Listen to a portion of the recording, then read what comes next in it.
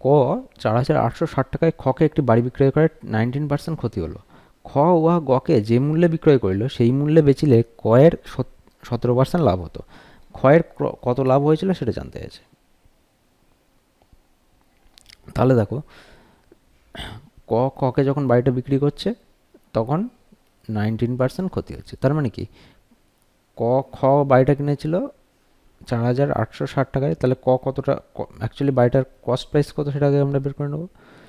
তাহলে যখন বেচছে খকে তখন 4,860 টাকায় বেচেছে, তাদের 19% ক্ষতি হচ্ছে, মানে কি 81 টাকায় বেচেছে। 100 টাকা যদি ক্রয় মূল্য হয় তাহলে 180 টাকায় বেচে দিয়েছে।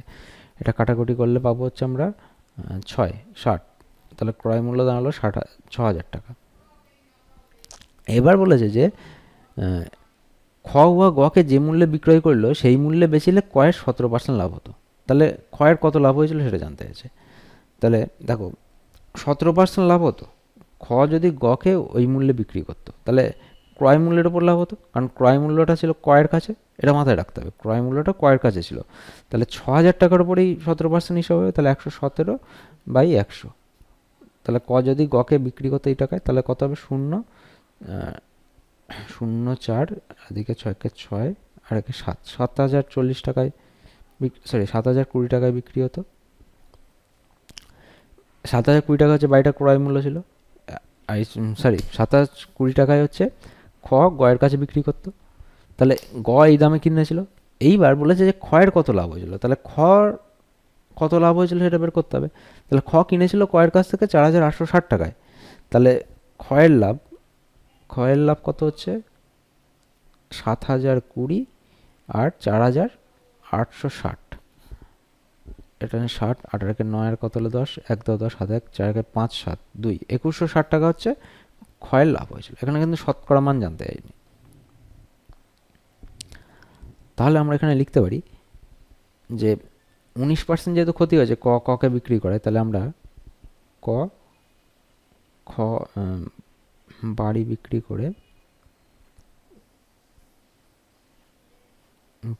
করে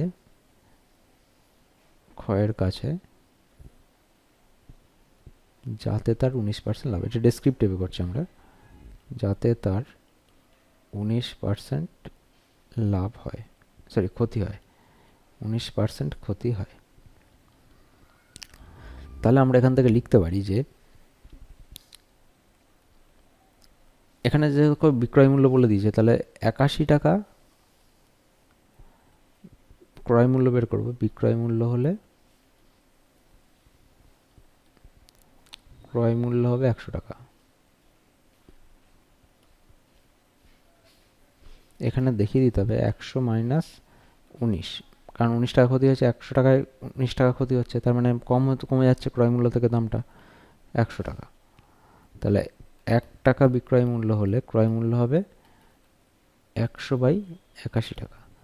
আর 4860 টাকা বিক্রয় মূল্য হলে ক্রয় মূল্য হবে কত? 100 গুণ 4860/81, এখানে 660, তাহলে হচ্ছে 6,000 টাকা হচ্ছে ক্রয় মূল্য হবে, বাড়িটার ক্রয় মূল্য। এখন বলেছে খ উহা গকে যে মূল্যে বিক্রি করলো সেই মূল্যে বেচিলে কয়ের 17% লাভ হতো। তাহলে কয়ের 17% লাভ, কয়ের 17% লাভ হবে, অর্থাৎ 100 টাকা ক্রয় মূল্যের বাড়ি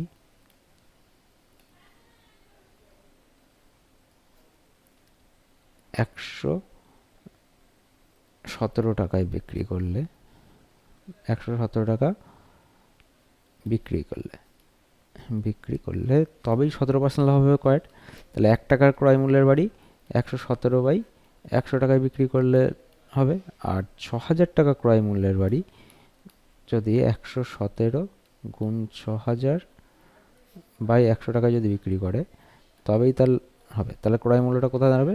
বিক্রয় মূল্যটা 70-20 টাকা। ঠিক আছে? তো এবার বলেছে যে খ উহা গকে যে মূল্যে বিক্রি করল, আচ্ছা ক্ষয়ের কত লাভ হয়েছিল, তাহলে তো কয়ের কাছ থেকে 4,860 টাকায় কিনে ফেলেছে, তাহলে ক্ষয়ের লাভটা বের করবো আমরা। তাহলে ক্ষয়ের খ গয়ের কাছে বিক্রি করে, গয়ের কাছে বাড়ি বিক্রি করে যে পরিমাণ লাভ করে